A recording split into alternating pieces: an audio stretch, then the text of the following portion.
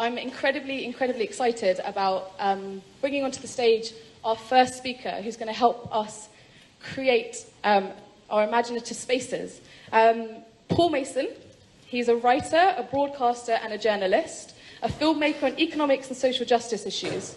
He is the author of Post-Capitalism and produced the recent documentary, This is a Coup, about the Greek crisis in 2015 that I will highly recommend you watch. Please give him a warm welcome. And one thing I should have mentioned actually is we have a tweet. If you want to ask questions to Paul Mason, get your phones out, send them via Twitter. We'll collate them, and then we'll be asking Paul Mason them after he's finished speaking. So if you want to ask Paul Mason a question, tweet at TWT_now, and we'll hopefully be able to pass your questions on to Paul. But yeah, thank you very much, everyone, and give him a warm round of applause. Hello.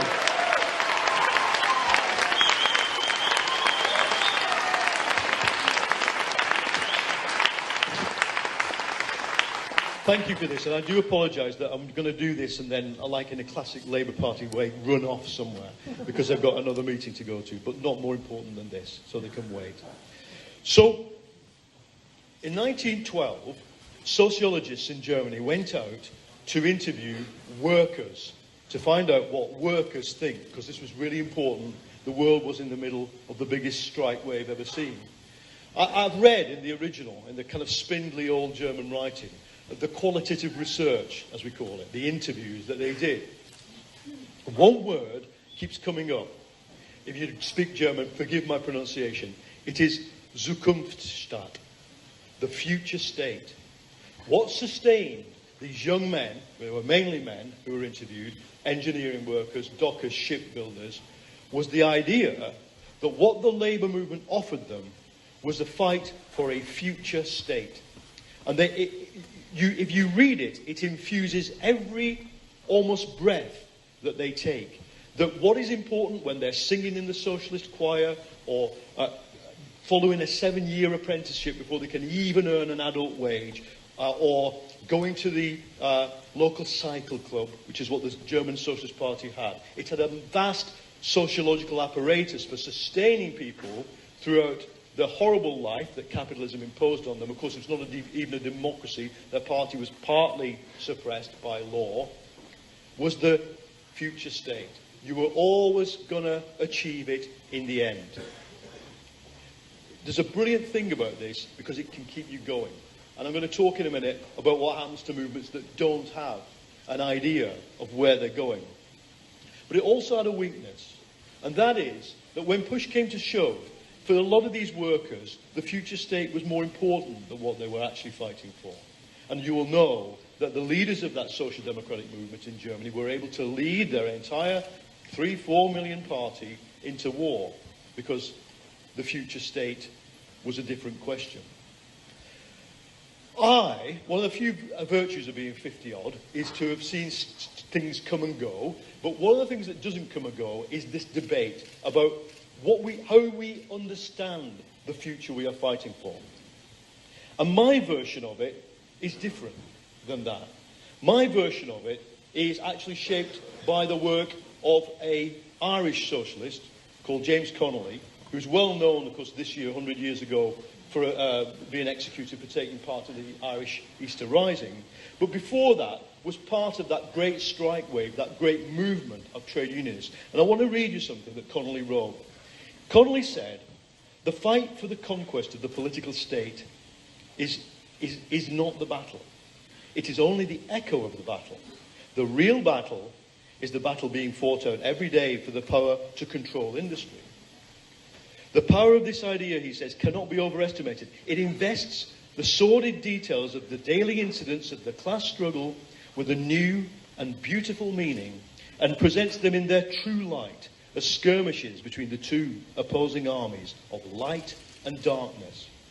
I always think about those words when I see somebody scrabbling around on Tesco's last sell-by date shelf at 4 p.m. when their new crappy food is put on the shelf.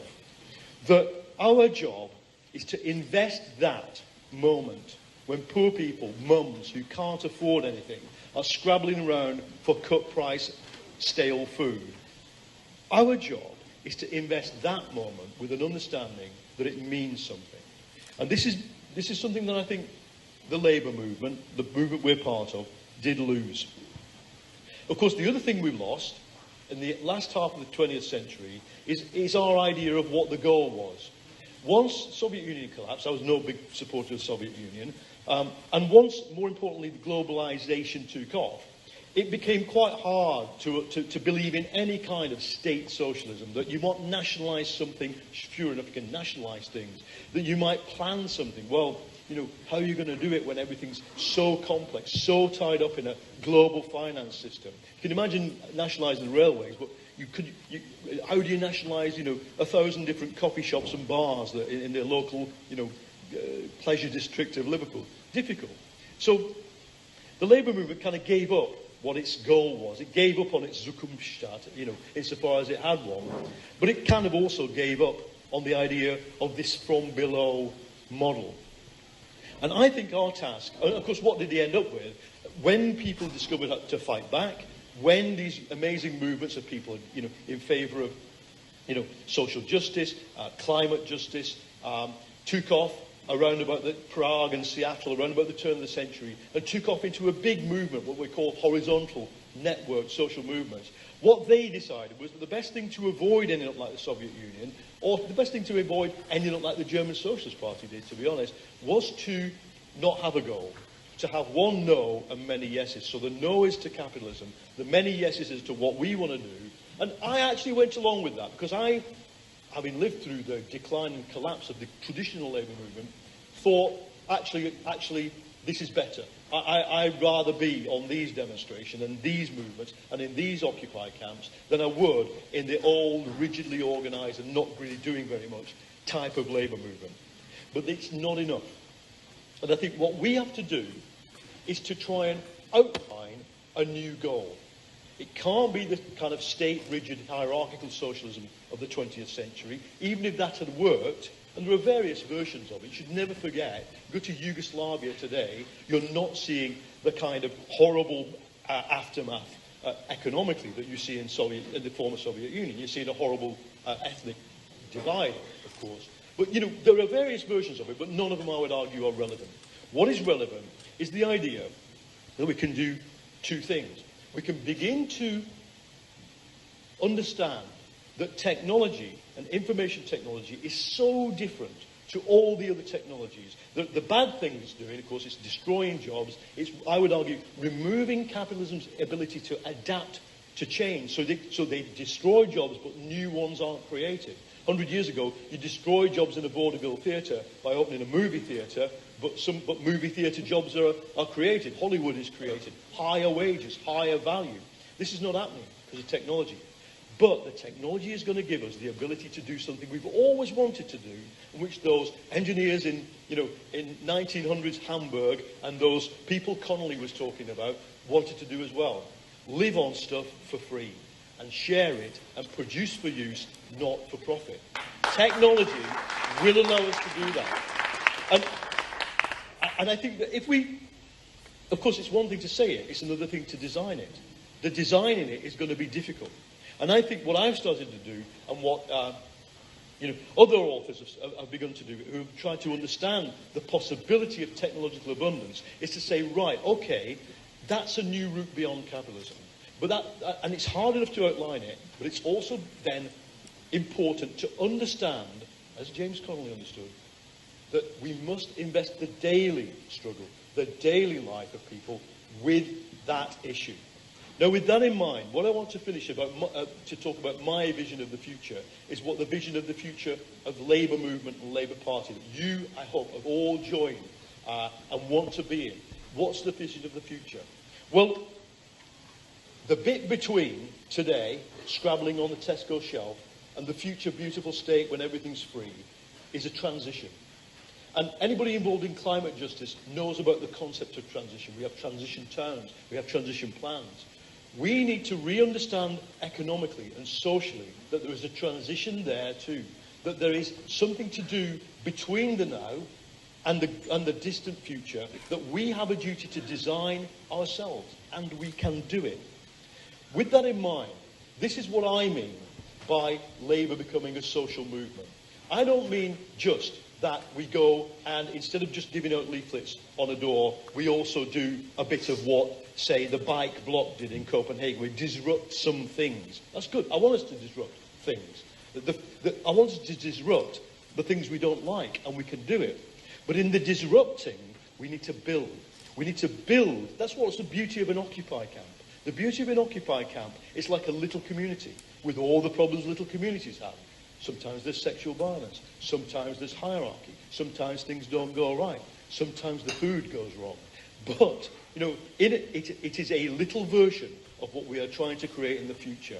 And I think by embracing not simply the techniques of a network social movement, but instead embracing the understanding that the network social movement can create the future now, the future links, the future, we call them rhizomes in the theory of it, roots, the roots that can be, the tree can be blown, but the roots never change. We can lay those roots down. And I think I just came away from speaking to an old friend who is on the other side of this whole debate, people who are in mourning about what's happened to Labour.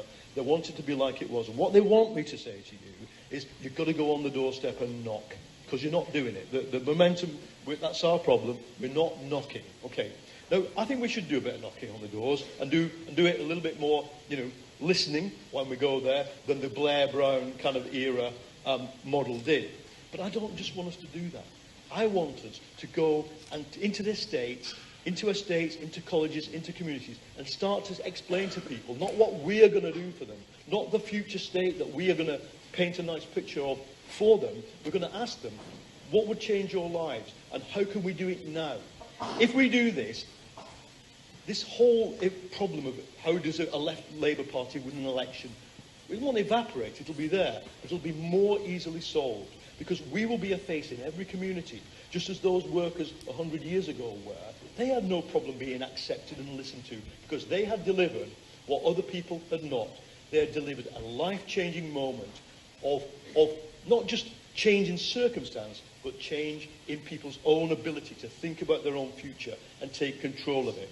And so, for me, I went into that announcement yesterday full of enthusiasm. And on the way there, I made myself a little banner, because I kind of thought that everybody would be so enthusiastic. There might be sort of cheering and singing of the red flag, and we would hug each other. And it was all utterly flat, so I didn't get my little banner out. But I will now.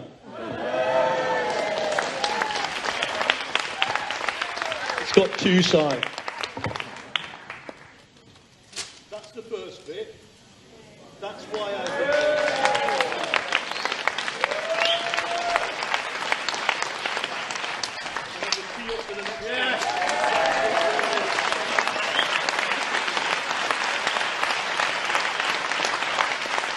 Thank you.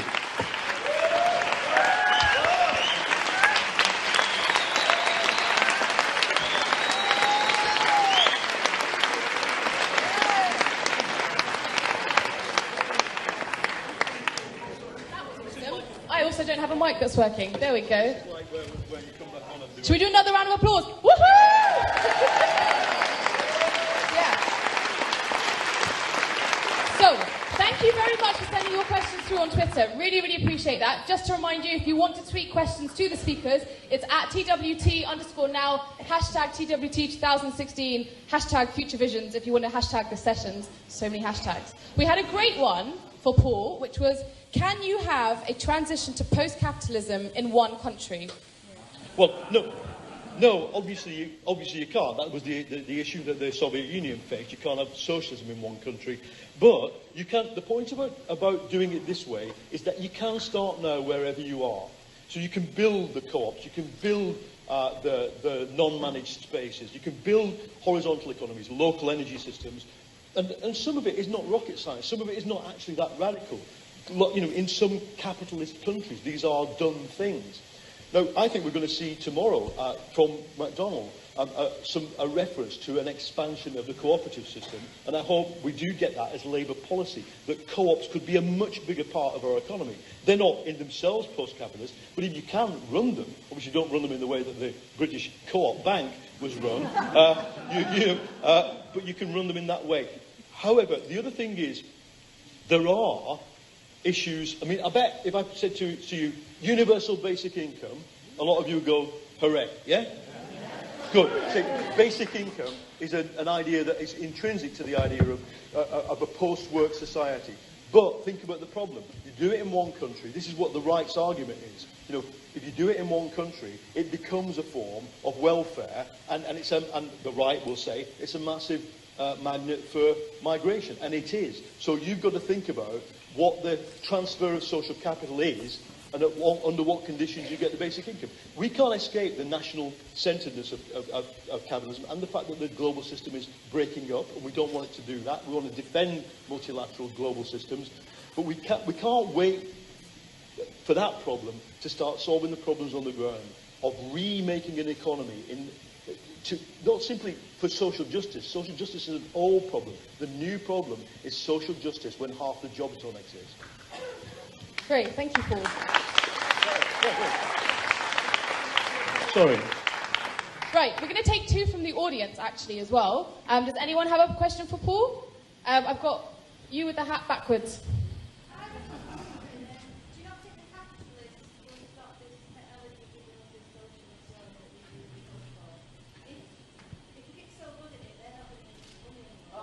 But she's saying that, will the capitalists not stop us using technology to create social justice? And if I could just add on to her question, we had something similar coming through on Twitter about sort of like, how do we deal with the police? How do we deal with the power of finance? How do we deal with the forces of opposition when trying to create a post-capitalist society? Wow. Big question, sorry. Yeah, it's only 2 minutes to answer. Look, okay, there's a struggle over technology, which is what your question is about. Yeah, look at right now, you know, Facebook, Amazon, Apple. What is the job description of those companies? To put a price on something that should be free. That doesn't mean there can't be wages for innovation. We should reward innovation. But the Beatles didn't write Love Me Do so that it could be under copyright. No. They did it for reasons of they wanted to be young men who wanted to have a good time and get rich while they were alive. So I think we can attack copyright, we can attack monopoly power in the information space, but with regard to this wider thing about the state, see, I, as probably people know, spent a long time on the far left and had a model of social change which involved basically that the state would act against us. I think that we have to do our utmost to avoid that, and I think that the lesson I have learned is that the Italian Marxist, and I'm somebody, because I'm not Shadow Chancellor, who doesn't mind saying that 70% of my ideas are Marxist, the Italian Marxist Antonio Gramsci taught us that for a developed country, the problem is not really the state. The problem is the multi-layered defences that the elite have, that way beyond that. You could seize Liverpool police station tomorrow if you were so minded, but you would find the civil society around it rejected your action.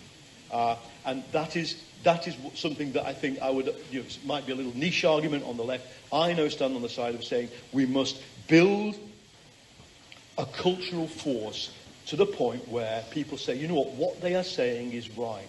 That's the only way you're going to get the change. And I think enough people say that, that's how you get change like you got in Syria, in Greece. That's how you get the change that we've had in many parts of Latin America.